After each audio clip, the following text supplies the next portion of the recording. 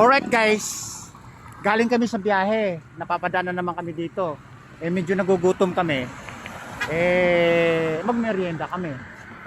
At nadaanan namin si Madam. Alright, magmerienda tayo. Kung anong mayroon ha. Alright. Madam, anong mayroon? Yes, I like that. Madam, tamang-tama yung pagkakaway mo. 4 na channel ang pupuntahan natin. Alright. Bigyan mo kami. Tapos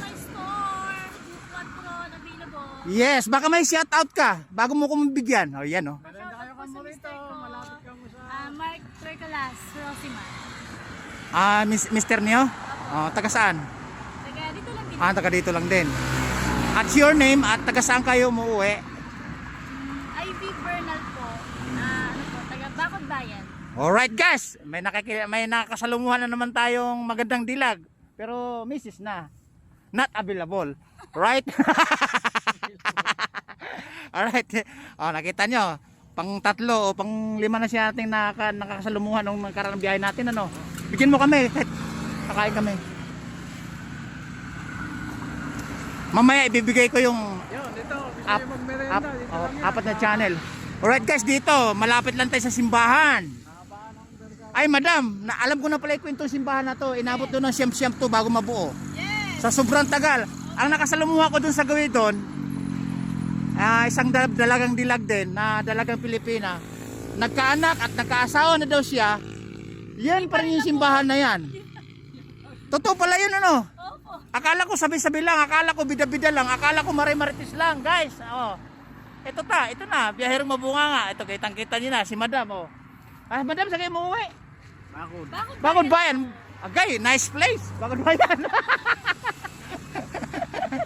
Okay, tanggalin muna natin yung ano to. Kasi, madam, kaya masyado akong nag-ano yung wari nakaganito, nakasalamin.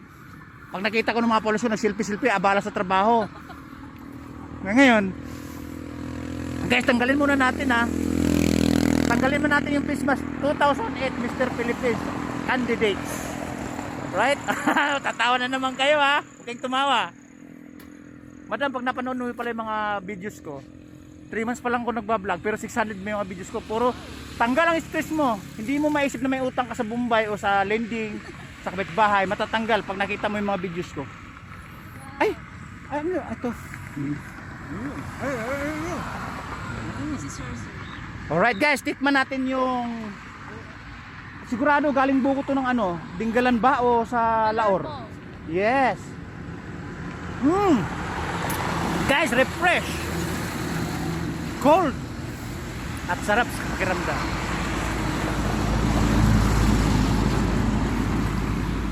Kaya madam, nakita mo lagi dito dumadaan kami kasi sa isang linggo 2 beses lang kami magkabiyahe, minsan sa isang linggo 1 beses lang. Kaya lahat dito mga nakakuha na to, halos followers ko na lahat. Ikaw lang laging followers ko mamaya. Ikaw huling madadalatan ko ngayon at huling nadaanan. Sakaling ma-followers kita mamaya, ibibigay ko yung channel ko pagka na. Page ko po. Ay, yes, wait lang. Ay, guys, masyado nang atat si madam. Mamaya ibibigay natin, may hinihintay na tamang oras. Alright guys, nakita nyo. Nakakita siya ng vlogger, maingay, madaldal, magulo. Guys, pero happy. Ano masasabi mo? Yes, masaya pong kausap si Kuya. Yes! May magko-comment na naman dito, talagang maingay ka talaga.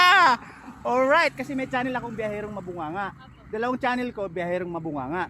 Tapos 2 channel ko pa, yun talaga real name ko. Dexter sa news mamaya.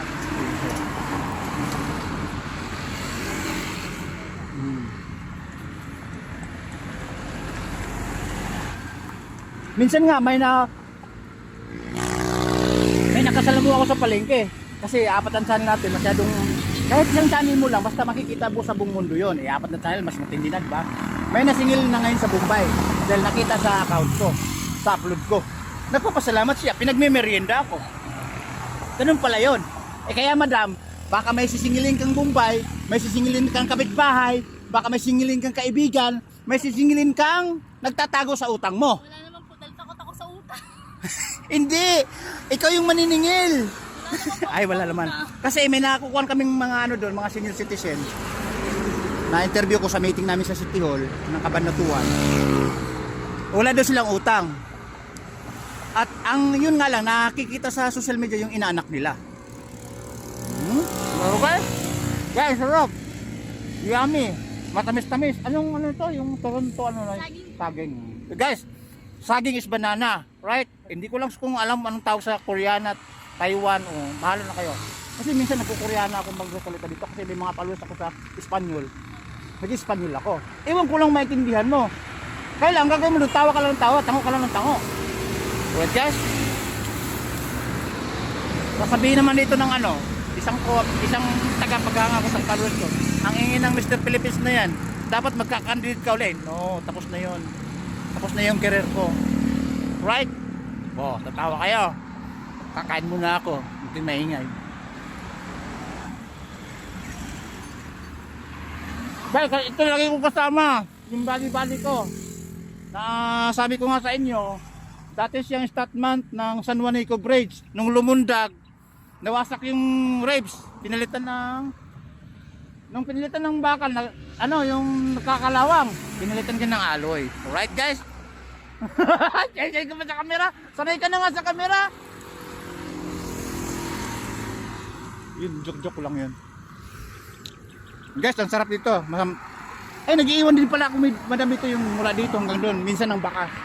Wari, pag malaki kinita namin, malaki na yung 500, 300, 200. Hindi pa naman ako kumikita sa social media. Nag-aabono talaga ako. Ganun talaga. Parang namumuhunan ka. Tigarilyo yun, Ay, kunti-kunti na lang. Guys, dito, masarap sa lugar na to kasi expressway po to. Parang index SCTEX kasi 6-way po siya. 1, 2, 3, 4, 5, 6. May 7 pa yata. Tama, 7. Tigarilyo, Ngayon, yung mga may utang dyan na sisingilin ko, huwag na magpapakita, huwag na kayo mag-comment, makikilala ko kayo, makikita ko sa dashboard Okay? Sabi ko lang yun. Kung may utang ka sa akin. Right? Madam, shout out mo na, malapit na yung oras natin. Mga kaibigan mo, mga kumpare, kumari.